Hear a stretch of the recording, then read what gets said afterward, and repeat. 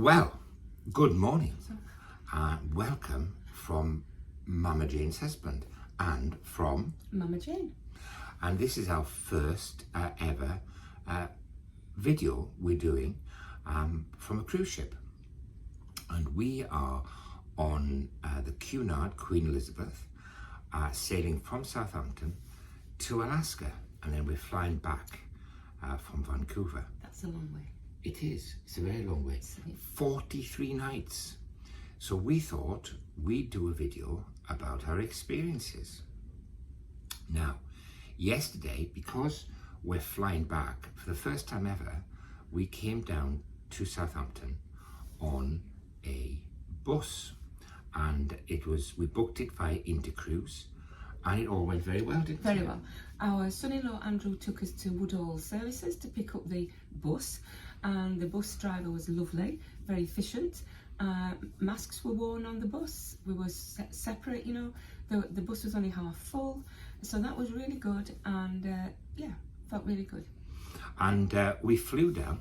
We arrived an hour earlier than we should have, and an hour and 45 minutes earlier than when our allotted time was, but that seemed to be okay. Yeah. We did get a message from Cunard that if we were coming by bus, then our arrival time was whatever time the bus arrived, which was fair enough, I thought. Good, yeah. Now, before we got off the bus, a lady from Cunard got on and did a seating plan for the bus. Which was very efficient.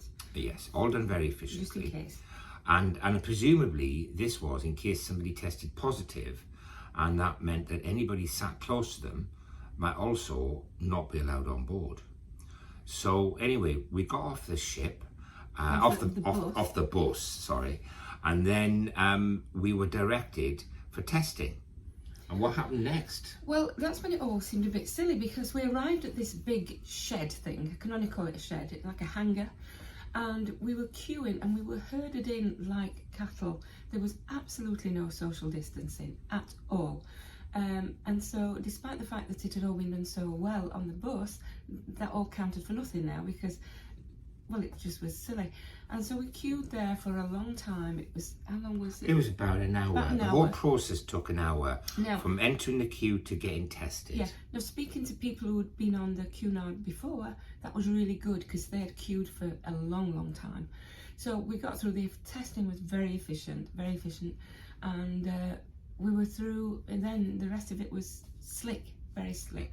So once we'd got through testing, we had to sit and wait for the test result to come through, and then once the text comes through to tell you. One thing I did like from Cunard, which I've not seen elsewhere, is they text you to say that you've been registered for the test. Yes. To make sure that the communications to your phone worked and everything. Was so good, that was really good. That was good. And then booking in was straightforward, security check was straightforward, and we were on the ship in no time. So we started queuing at 2 p.m. and we were in our cabin at 3:30 p.m. Which was not bad actually. No, Despite the chaos, it didn't take that long. And we were in the buffet, weren't we? Yes. Because we were a bit peckish. Eating a very nice lasagna. And garlic bread. And garlic bread. And some very nice puddings. Little puddingy thing. Yeah, so it was a bit more than a snackette. It was. And then we did the muster drill, which again was silky smooth. And we got dressed eventually. We had to walk around the ship, and then we got dressed up for last night, and we went to Britannia restaurant, didn't we? Britannia restaurant, and the whole ship is absolutely gobsmackingly.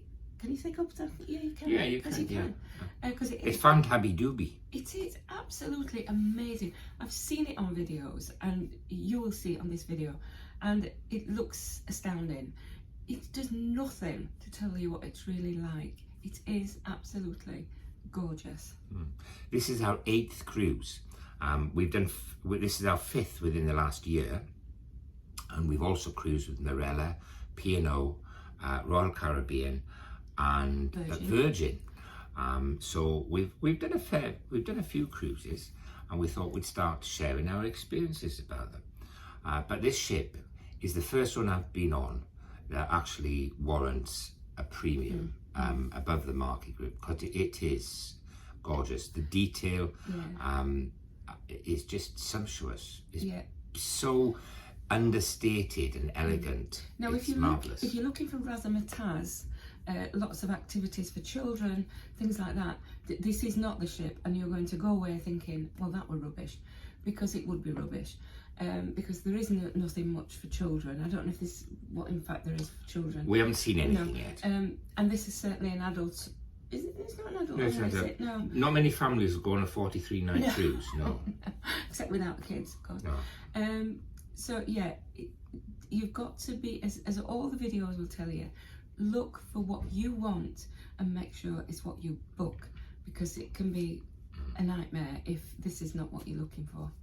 Now, when we were in the dining room, the tables aren't that far apart, so that's something. I think the organisation of the dining room could be better.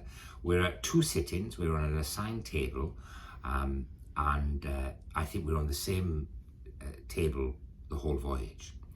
So that's, and it's not a bad table, quite like it. No, it's not. And like we said, the food was lovely, the service was great in the dining room in Britannia, and then afterwards we went to a show, and excellent singer. Excellent. Excellent singer. We were very impressed, and the band behind her, they'd only seen her music that afternoon. Well, it was spectacular, weren't they? Yeah. Really good. And in fact, the music through the ship is Faberuni. It's Wherever live, you go, it's live. It's live. Which is not on all cruises. No. It is live music. The standard, as Alan says, is just amazing. They are excellent. Yeah. We saw a classical pianist last night. We saw a string trio. A string trio, which were really good. There was singers in the ballroom with the swing band, because they played all sorts. They didn't just play swing, they played everything. And apparently they have, I think she said, 29 musicians on this ship that are always here. And they sort of divide up into little groups depending on what's... Oh, and when we first got on, there was a saxophonist playing on the lobby way. Yeah. It just, if you're into real music, this is the ship. If you're into beauty and gorgeousness, this is the ship. So we were in an inside cabin. We usually try to cruise with an inside cabin so we can do more cruises. We'll do a cabin tour later for you all to see.